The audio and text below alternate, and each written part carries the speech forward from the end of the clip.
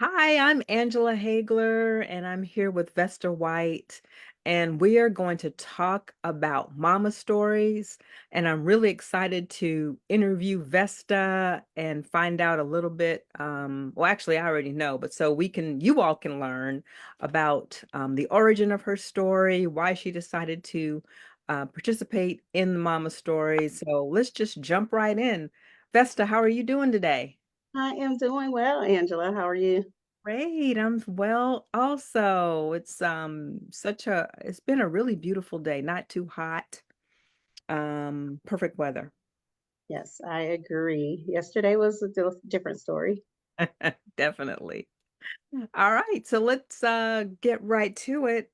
Please tell me what inspired you to join the Mama Stories writing project? Okay. Well, first of all, I've known Angela for a little over 2 decades. So guess what? Sorry, but we're dating ourselves here. But I've known Angela. I've known the amazing writer that she is, amazing writing coach that she is, amazing friend and woman that she is. And so when I found out she was doing the Mama Stories, I just thought it would be a really awesome way for me to get back to writing, get back to me.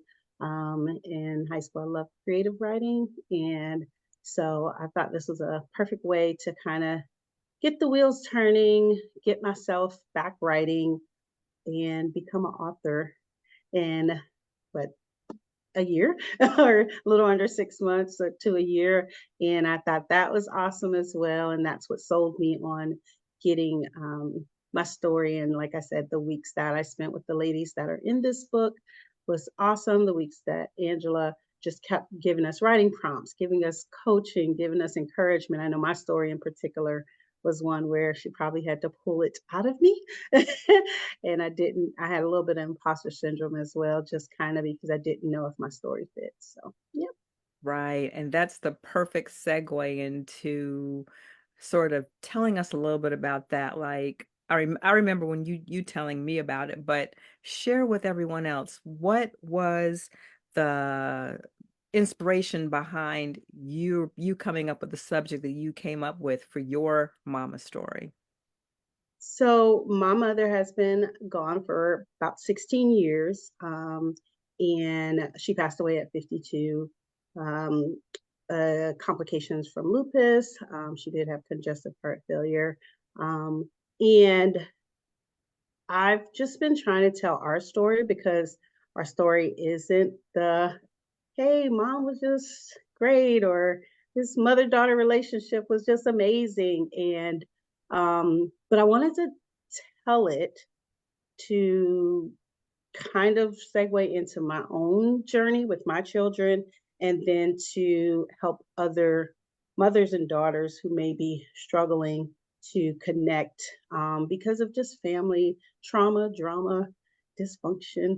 I know at one point, me and my children realized we probably put a lot of the fun in dysfunction uh, because we kind of laughed to keep from crying a lot. But again, it was just my way to get that out and then to kind of bridge over to how some of the generational cycles just continue on and you can survive it.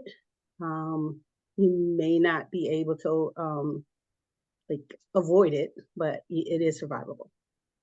Right. And why did you feel like that topic area might not be a good fit initially when you first started thinking about this? There are some amazing stories of mothers and kitchens with daughters, and you know, them smelling the heat of the hot comb, and just these warm fuzzy stories that were in the book, and that as we were sharing parts of our story, you know it just kind of hit me that there were more of those stories than stories like mine. And so I was ready to just kind of tap out, just kind of stop writing, kind of get ghost. Angela knows sometimes I go MIA. Probably most of my friends on this and family are like, she goes underground. And we have to like go looking for her with the flashlight in the daylight. But again, um, Angela did that. She wasn't going to let me hide. And she really encouraged me that my story did belong. And I would find out this past Mother's Day that my story uh, belonged, even if it wasn't just that Angela insisted it belonged. Awesome. And what kind of led you to feeling that when you said this past Mother's Day? What was the thing that made you feel that way? So, one of the awesome writers, Tommy, who is also has her beautiful story in the book, she had invited several women from several of the authors to a church event that she was actually um, sharing the mama stories and giving the book away as far as selling it as well. On Mother's Day, they had a brunch, and somehow I missed the email. That's number one. uh, and then I was just chatting with Angela one day, and she was like, "Oh yeah, by the way, Tommy's having the brunch. And, were you planning to attend?" And I was like, "I just didn't see the email or the text." And she was like, "Well, there's still room." And I did. I showed up, and I shared and read a little bit of my story, and there wasn't a dry eye, including my eye, in the room when we, shared the story. And then many of the ladies came, asked questions, specifically of my story and how do you get through that with the mother or the daughter.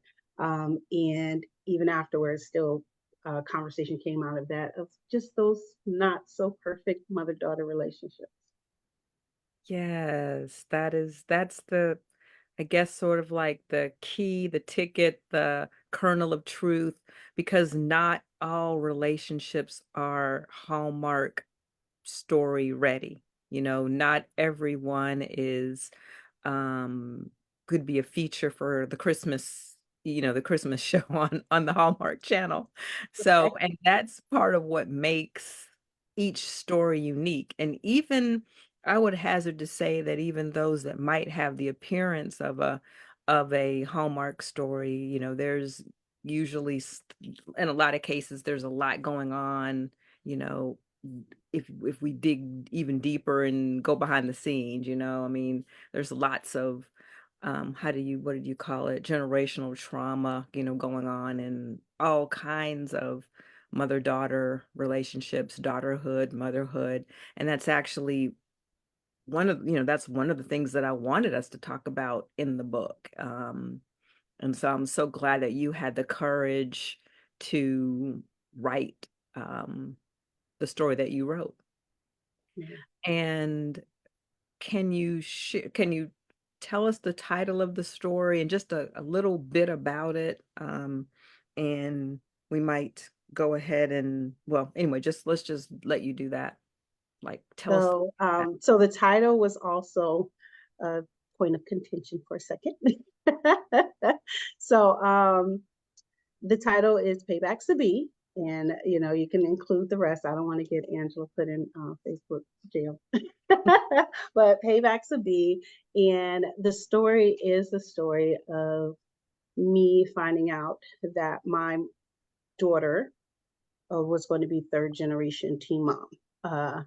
And it's the story of how my mother reacted and then how it made me reflect on the times that I shared with my mother that was pregnant with my second daughter.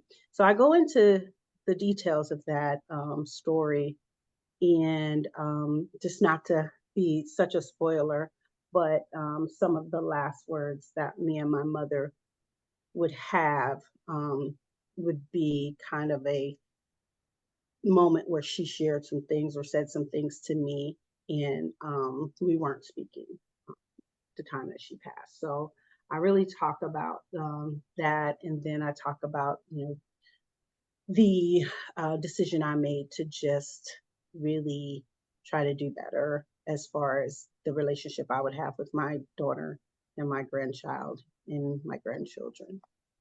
Hmm.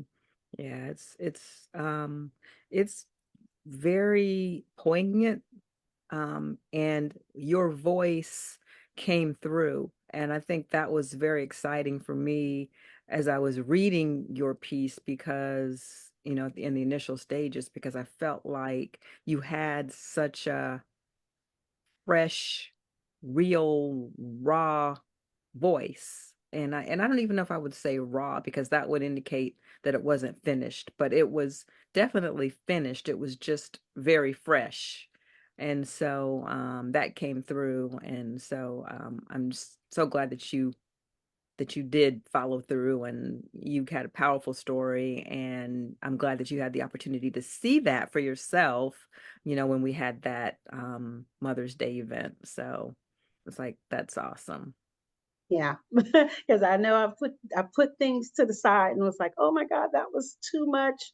The emotions that I felt around it, and sometimes we're not ready to heal, but sometimes you're put in a situation where now the healing must happen, and you think you're ready to go ahead and tell your story.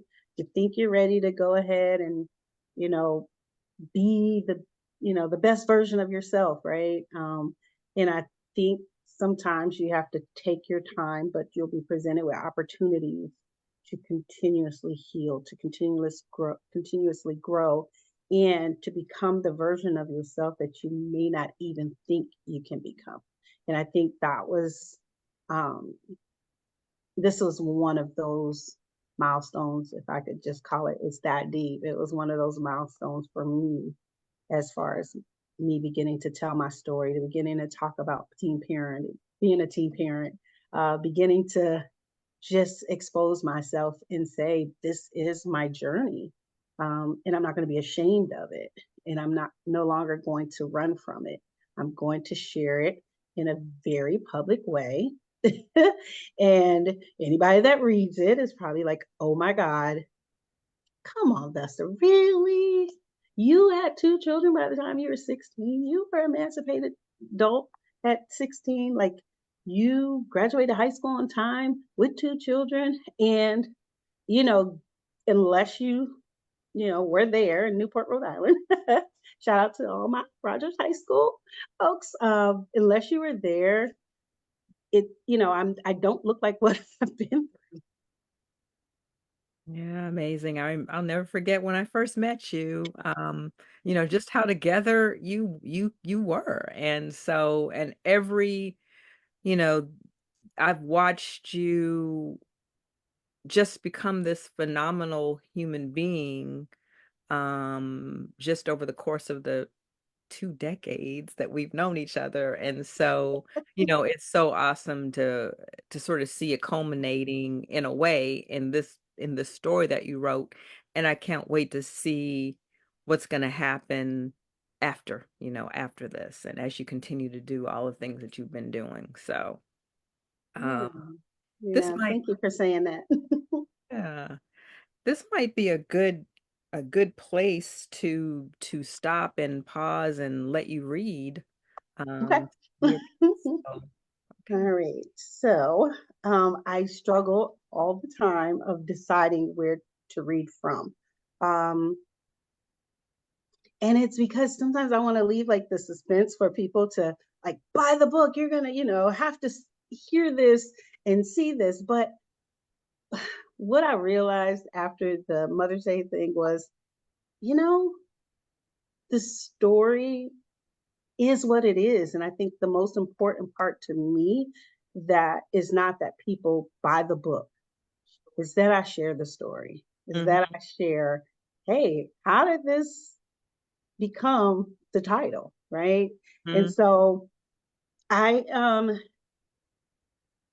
just am going to start from the beginning and just stop at the point where I found out my daughter was pregnant. So Okay. that's where I'm going to go. And and that's the right place to read and then. I see that that would help. But again, um, yeah, I think that's got to be it. And my mama's story is the story that I just want people to read as far as getting the book. But yeah, let's do it. So payback's a B. That's the joy. Thanksgiving is one of my favorite holidays. It leads us to Christmas and the upcoming New Year's celebrations. And it is the day I yearn the most for the family togetherness and harmony. Thanksgiving weekend 2007 is by far one of the most memorable for me. It went by way too fast. Another Thanksgiving weekend full of family fellowship had come to an end in 2007. My daughter and I traveled to Atlanta to visit my Aunt Dolores and my cousins. It was such a good trip, and the food and fun did not disappoint. I took a deep breath in and let out a sigh while releasing the air in my lungs, exhaling the nostalgia of the weekend's memory and the time well spent. The girls and I were about 10 or 15 minutes from our house in Charlotte, North Carolina. My oldest daughter was always my navigator when we took trips to visit family. She sat in the front seat, probably just as relieved to be close to arriving home as I was. My youngest daughter was in the back seat. She had slept most of the ride. Suddenly awake, she she was impatient and agitated. I figured she was just ready to be home. My younger daughter's voice loudly interrupted our peaceful moment. She thrust herself forward into the front seat and yelled, "I'm going to be sick. This air freshener stinks. It's making me sick." She grabbed the air freshener, ripped it from the rearview mirror, and threw it out the back window. "Pull over," she commanded. "I'm about to throw up." I was in complete shock. I angrily swerved the car and pulled over onto the shoulder of the road. I put the car in park and turned on my hazards. "What is wrong with you?" I said to my youngest daughter. She opened the door, leaned out, and let what had been bottled up in her stomach erupt onto the gravel roadside. I gripped the steering wheel and watched her straighten back up, and reach for something to wipe her mouth with. Sorry, everybody. She stated the obvious: "I don't feel good." As I pulled back into traffic, my racing heart and thoughts were no longer the result of good memories from our beautiful Thanksgiving, but of concern and confusion. I mentally recalled how she had not been herself the entire weekend. She laid around like she wasn't feeling well the whole time, but not in a flu or cold like way. I had a quick flashback of having just watched my daughter throw up and pull the top half of her body back into the car. My thoughts of the worst case scenario robbed me of a sympathetic reaction. Fear and frustration gripped my soul, and I yelled, "What the hell? What is wrong with you?" "It must be something I ate," she said. "We ate what you ate, and we're not sick." Before she could say anything else, I yelled, "Are you pregnant?" My mother's intuition had already answered the question. "I don't know," she said timidly. Furious, my tone changed from yelling to screaming. I rapidly hurled questions at her. "What do you mean you don't know? Are you having sex?" She was silent. Did you use protection?" I asked. "I might be," she said quietly. My question answered. I swallowed hard, took a deep breath, and said, "Well, we're going to find out today." Mm. So, of course, I haven't read that in a minute. So, y'all, thanks for You working did, with you me. did well, you Some of the did. words I improvised, so yeah, it might not be in here. They'll have to get the book to find out, right? You'll have to get the book to find it. And so, very powerful. I'm sure that everyone who's hearing that can feel the power, can put themselves in the place of the writer, even if you've not experienced that, how the mind clicks to, wait a second, if it's something you ate, how come none of us are sick? You know what I mean? That's a mama for you. She's like, something doesn't sound right with that. It's like, come on now. And everybody know my faces. So well, people who know me know. I give that look. Yes. So yeah, and as the story continues, then we hear from your mother. So we won't go there, but yeah, it's a powerful piece. So I highly recommend um, everyone who hasn't already gotten the book to make sure you do. And Vesta, what was the reaction from your family and friends, those that read it or those that you told about it? Did you have some reactions about it? I did. So I'll talk about my sister's reaction first. She lived this with us, right? Hmm. Um, and I told her, I said, "Hey, it's the story about me finding out, you know, your niece was pregnant, and just kind of what all happened and things like that." And um, she hadn't read it for a while, and then when she finally read it, she called me and she said, "Oh my God, I didn't know you told the part about what happened with our mom." And I Mm-hmm. choked up at the end Mm-hmm. because, as I mentioned earlier, um, you know, my mom passed, and did not get to see my grandson born, my first grandson born. Um, but it really moved her, um, to have me write it in that way, from the perspective of, hey, me and my mom weren't talking when she passed away, Mm-hmm. and to know that literally, you know, the day I was going to be the bigger person, she was being, she was on that floor unconscious when I called. Mm-hmm. So yeah, so Yeah. I think that part really moved, my sister, and we talked a little bit about it and talked about the mother we grew up um, with just understanding that she had her own stuff. She had health issues. She had mama and daddy issues. She had sibling issues. She had men problems. So we talked a little bit more about that, and just really, together, I believe, determined that, forgiveness was in order, grace, for her own race was in order. And I think that, my sister's reaction, probably because she's, well, my closest sibling, um, was probably the most poignant and important reaction that I could have. Mm-hmm. Yes, because you two were the two that experienced a lot of things together, even though, and this has been studied and researched that people can grow up in the same household but experience whatever the situation was in completely different ways. I Yes. found that fascinating, coming across that bit of research. Was that the case for you, you think, in your situation? Oh, absolutely. The and we just me and my sister just talked about that. I think she sent me, or I sent her, TikTok or something, where someone was saying, no, you didn't have the same parents.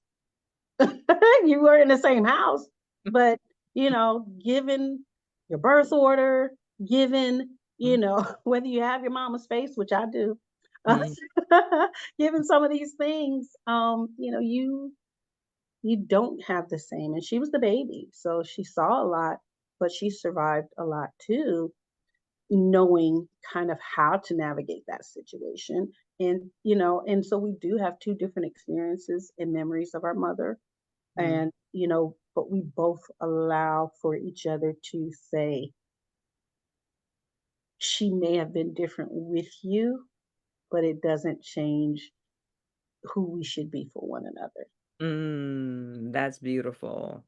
That is so beautiful because that doesn't always happen. Sometimes the um, trauma and drama that you experience can impact the relationship, as it's been my experience too, Yes, well, no. at the thing. Yes. But Well, so no, I will say, and then, she might be watching, but we didn't get that till we were a little older, and in our, probably young adult years, we were still well into trying to really make that part a reality. And I think mm, just in the last, maybe, I want to say 7 to 10 years, have been able to. love each other and really, not just fall out for the random stuff, but to say, hey, I get it. Like, I get where your pain is coming from. I'm not going to minimize it. I'm going to go ahead and love you through your hell. Or, I'm Mm. going to get here and just be like, okay, I'm going to seek first to understand. And so we're like growing. And, my sister is so funny because she's like, I listen to the Facebook therapist because therapy costs too much. Yeah, that's wild. But yep, that's so true. And what you said before about our mothers are people who have gone through their own stuff. And I mean, I know in some situations, and some situations that we're talking about violent situations and yeah, every situation is different because I know there's some people that are like, I don't care, she shouldn't have done that, and I'm never going to forgive her, and and those people I want to honor. I want to be able to honor those feelings Yeah. as well. Um, I think in other situations like what you and I experienced, we recognize that they were people and dealing with their own stuff. And, you know, so I think that's an important, I just wanted to Yeah. note that and Yeah, and I do. I want to honor the fact that, again, someone may have to continue to protect their peace. I right. saw something recently where it said, celebrate a person who is in a peaceful place because you don't know what kind of family sacrifices, friend sacrifices, or things that they've had to let go of, people they've had to let go of to protect their peace or their mental health or anything like that. And so, most recently, I was just like, you know what? That's so true. You know, I've had to have times where I couldn't talk with my sister and we just couldn't have, that closeness because I might have still been hurting or just processing, right? And so, depending on what season you're in, it may not be the I'ma show grace season. It may Mm, not be the, you know, I'm going to forgive season or the I'm going to be the bigger person season. But whatever season you find yourself in, I do think it's important to first put your face mask on so that you can survive this, right? And then maybe get out, and try to see if you can navigate and bring that back. But yes. right now, I think you got your face mask on, you know, just do what you can do to survive it. Again, that I think there's a line in the book in the story where I say dealing with generational cycles and dysfunction and family trauma and drama may be inevitable, but it is survivable. Yes. Yes. Yes. That needs to be on a t-shirt or something, or some cards, some note cards, some what do they call them? The affirmation cards or Right, something. the affirmation There, might be there. inevitable, but it's survivable. And it's so funny because Angela says I have so many of those little Vesta isms, and they're not all coming out today. Right. Uh, Well, that was. Anybody that knows me knows. Hmm. So now, if you wanted someone to purchase a signed copy from you, everyone, if people just want the book, they can get it from Amazon. And each individual author is able to sign copies and they benefit from those copies. So where can people get Yeah, a first, best folks copy? can definitely DM me or PM me a private message, direct message, whatever you want to call it, and get the book. Again, I would love to sign a copy for you. And again, just if you even want to drop it down here, want to get the mama story. I want payback, subby, in particular. No, Exactly, but yeah, exactly. but again, like I said, this story, and I'm going to reiterate, I didn't think I was going to, just get rich off of it. It literally was me processing, healing, and hopefully there's going to be a Mama Stories too, because I do have one more story. I think I have to get in that book. Yeah. So I've been talking to Angela about it, and I think I know which one it, what I want to call it and where I want to go with it. But I definitely want to reserve it for Mama Stories too. Right. Well, that's another perfect segue for us for me to talk a little bit about if anyone is interested in signing up for Mama Stories 2. I'm going to put a link in the description to share to show you how you can do that, or it's also in on my Instagram, Angela M. Hagler, link in bio. And if you're on my Facebook page, it's in the it's on the bio section as well, if you can't wait for me to put it out there. But yeah, I am taking applicants for the Mama Stories 2, and also I'm also taking applicants for people that just may want to work with me on some other project. I'm doing that as well. So that's what I've got to offer. Well, you And know what? I want to say this too, and Mhm. please, y'all, follow me on Coach Vesta Joy at Instagram, or you can go ahead friend me on Facebook. It's Vesta White, and like I said, I really just am getting ready because Angela knows I don't really get on social media. Lives make me nervous and all that good stuff, but I do. Feel that I'm heading more toward starting to post more and starting to really tell a little bit more of my stories and encourage other people. And I think that's next year, 2025, you're going to see more of my face. Yay, because isn't she beautiful? Look at that face. Gorgeous. Yes. We want to see more of it. And I understand the challenge. Do I ever? Well, one of the things that we wanted to talk about today too, so we're going to do a little segue into talking about Barbies. So, and this relates to the Mama Stories because Vesta and I both went to the screening of the Black Barbie movie here in Charlotte. Gosh, what was that, in the spring? I think it was, yeah, it was It probably was spring. spring. And we went, and of course, forgive me, I cannot think of the woman's name who did the documentary. But we both went. And so for me, it was I wasn't really that into the Barbie movie. I mean, I'm sure, I mean, I did see it later eventually, and it was okay. I mean, I felt like they deviated too much about Ken, to be honest. And I was like, why is so much about Ken? Ken was great. Now his the man who played Ken was wonderful, but I felt like too much was put and from emphasis was placed on Ken. But um the so my background I wanted to share is that I was given Barbies. We had black Barbies, but we used Christy. Christy was Barbie's friend who was black, and so my sister and I had Christy dolls, and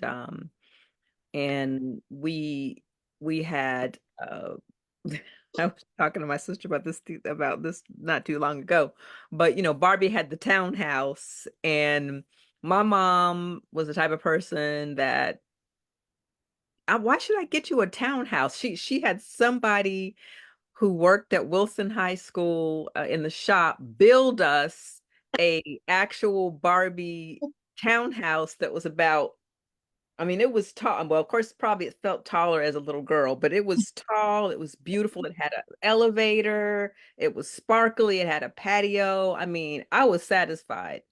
I was talking to my sister the other day, and she was like, my sister Allison, and she said, I still wanted the townhouse. And I was like, oh my God. Yeah, she So that, sounds like me. that She was okay, so like that me. was my Barbie history. And with my mama, what was your Barbie history, Vesta? So it's so funny because my sister and I we talk about it and we talk about the fact that we're like, gosh. remember a lot of toys and stuff for Christmas, and we really have a hard time recalling, right? And we recall, certain ones where we might have got a Cabbage Patch doll and things like that, and some Barbie stuff. But I personally,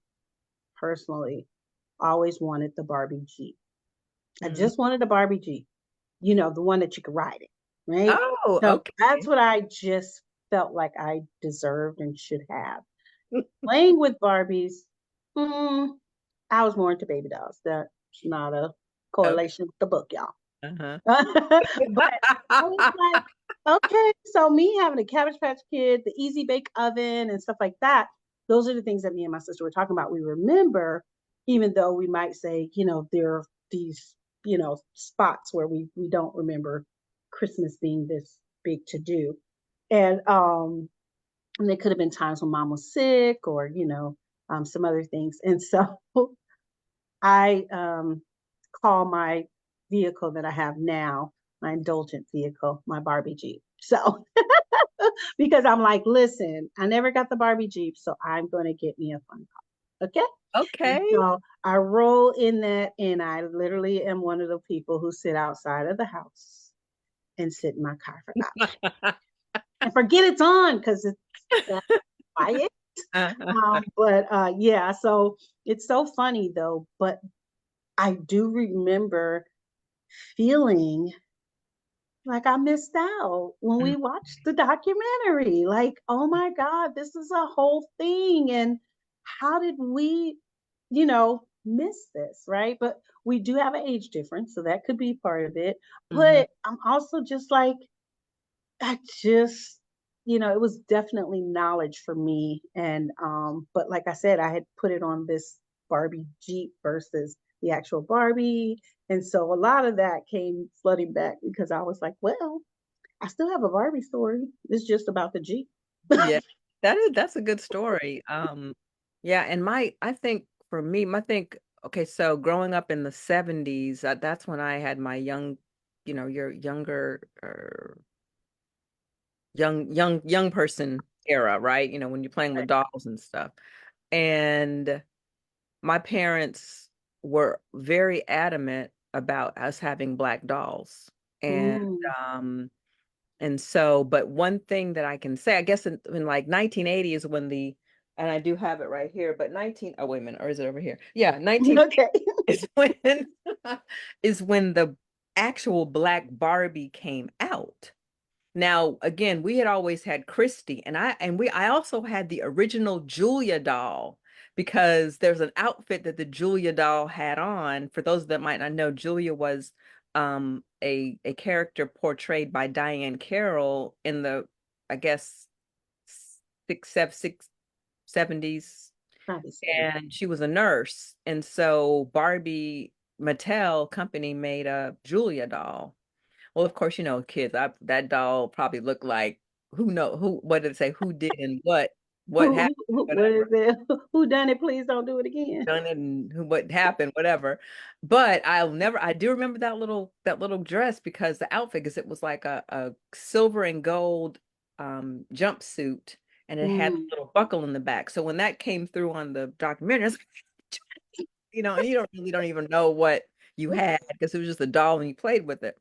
But we never did know. And by 1980, I was probably, in junior high or high school. So I didn't even know that Barbie had come out with I mean, that Mattel had come out with an official black Barbie that wasn't Julia or Francie or, any of Mm. those.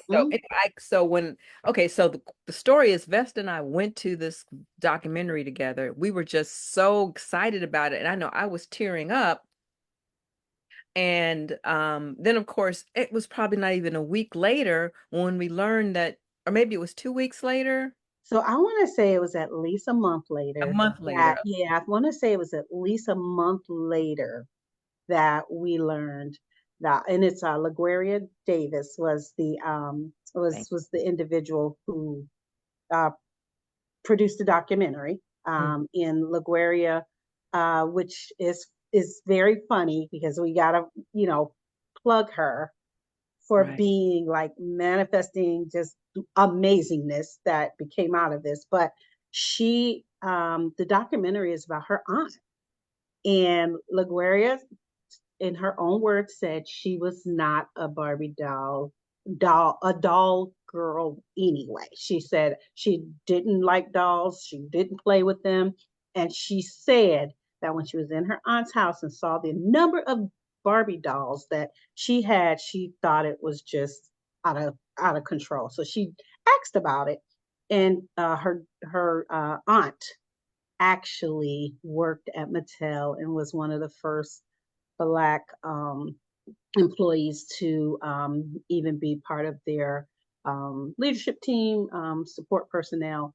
And so she tells that story. But I'll let Angela tell what happened a month later and Yeah. who. Yeah. So I think she was just a sister out here trying to put a documentary on and trying to get fun, and I was thinking to myself, oh, this is going to be great. She's going to go across, different states. And I called my sister, hey, if you get a chance, when you find out about the Black Barbie documentary, maybe because my sister's into like Jack and Jill and she's into some other community organizations, like, y'all got to bring her in, to talk about this. And so she's like, okay, I'll be waiting. Well, before anybody could book a thing, Shonda Rhimes said, I want to help you with this. So Shonda Rhimes took it on. And so Vesta and I had the joy of being able to see both the original documentary, and it was played at the independent theater house in Charlotte. And then we also, all three of us, because my sister Allison was in town, and we watched the new documentary together. So we were able to see the changes. And so, because one of the struggles that Legeria had was she wanted to kind of find out why Mattel didn't do more. So when she, do more to promote the Black Barbie. And so let me just show y'all. So this is Black Barbie. I had to find one. I had to find one, and I found Black Barbie, and the woman who created her last name is Black. Um and she wanted it to be like Diana Ross and so on. So she created this doll, and I really don't think that Mattel knew what they had and how significant it was going to be to Black people to celebrate this doll, and the fact that this was their first doll that was actually named Barbie, So uh so then when Shonda Rhimes took it on, I think she was able to get a little bit more from Mattel and everything. So, Yeah, and she also was able to get more celebrities to share their Barbie stories. One of which was Maxine Artist. She was like, "Y'all gonna do my Black Barbie, right?" And I can't remember who else, but the thing about it is Shonda does have her own Barbie, and there were several uh, folks that have um, their own Barbie, yeah, it's like Black Barbie. Shonda Rhimes she's got another one coming out, and then also the first Black woman who won fencing, who was a fencer, and was she in the Olympics or somewhere? She was a famous fencer, and she's got a Barbie, and then the ballerina who, Lord, I can't believe I actually have that one up there. Um and I can't believe I can't think of her name, Lord. Misty. Misty Copeland. She has a Barbie of there's a Barbie of her playing Firebird, which is a very famous ballet. And then there's another one that's coming that's got her in it. And so, there's just everybody's talking about how Barbie defined so much, and what it felt like and what it meant for Black women, Black little girls to see themselves in Barbie. And then of course, other cultures, other ethnicities.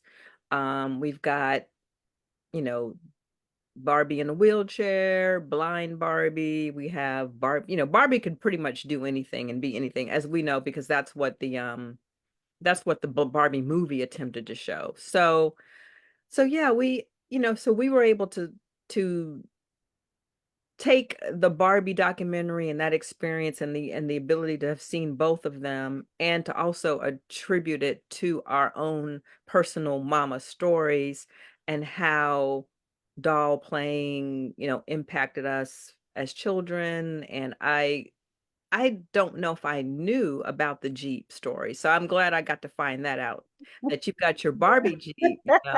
Yes. I wish I could get that. I don't have a house full of stuff. I don't need not one more thing, but there's a part of me that I could play with that Barbie house right now.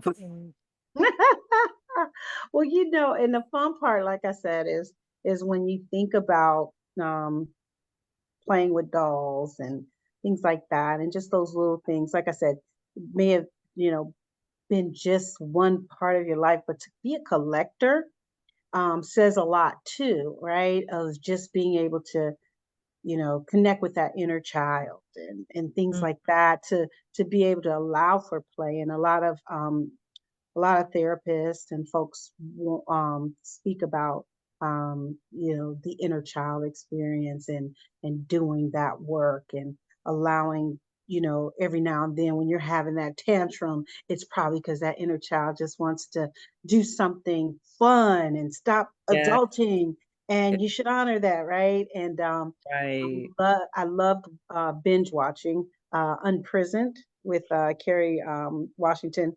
Yeah, I is it, haven't seen season yeah, 2 yet, but I'm going. yeah. And so one of my favorite parts of that series is when her little self is there, literally in the same clothes, so cute, just like giving her little tidbits of like, girl, you need to get it together, and giving her the hugs at times that she needs. And and so I just think that that is one of those shows that really hit on the fact that we shouldn't that.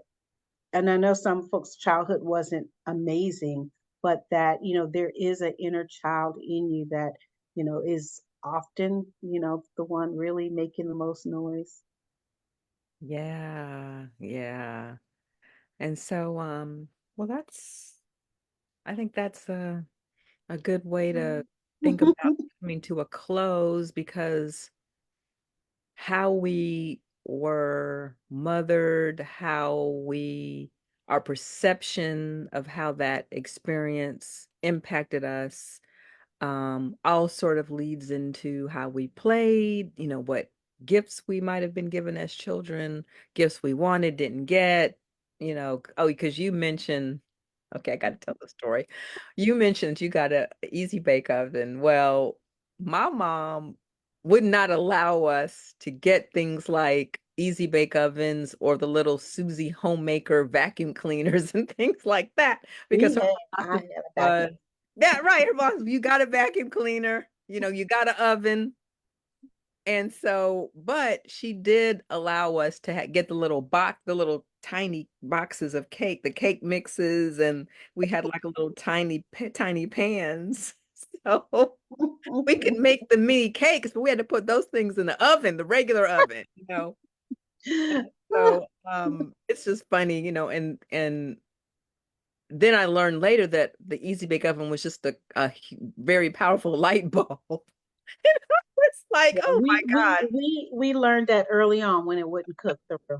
Okay, so It's like, wait. all my folks that remember that it never quite cooked right, go ahead, shout us out, let us know you know the Yes, it struggle. did. Right. So your real oven probably The oven was. was, and it inspired a love of cooking for both my sister and I think. So yeah. So we all have a mama story. If that's the message you want to leave with. We all have a mama story. They don't all have to be Hallmark movie ready.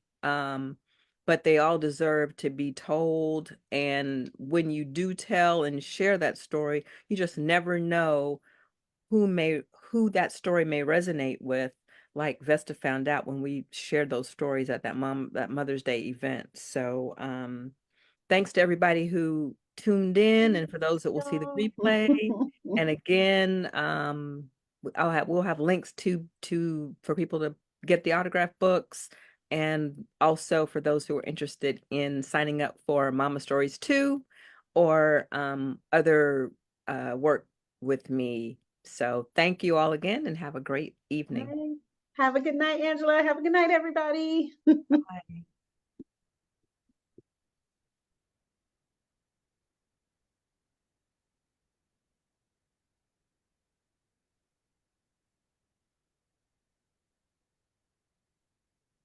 This is the part that I always mess up on how to turn this thing off. So I will cut this off later, but okay. Where is that? So those of you who are still here, hi. We're gonna shut down in a minute as soon as I find it.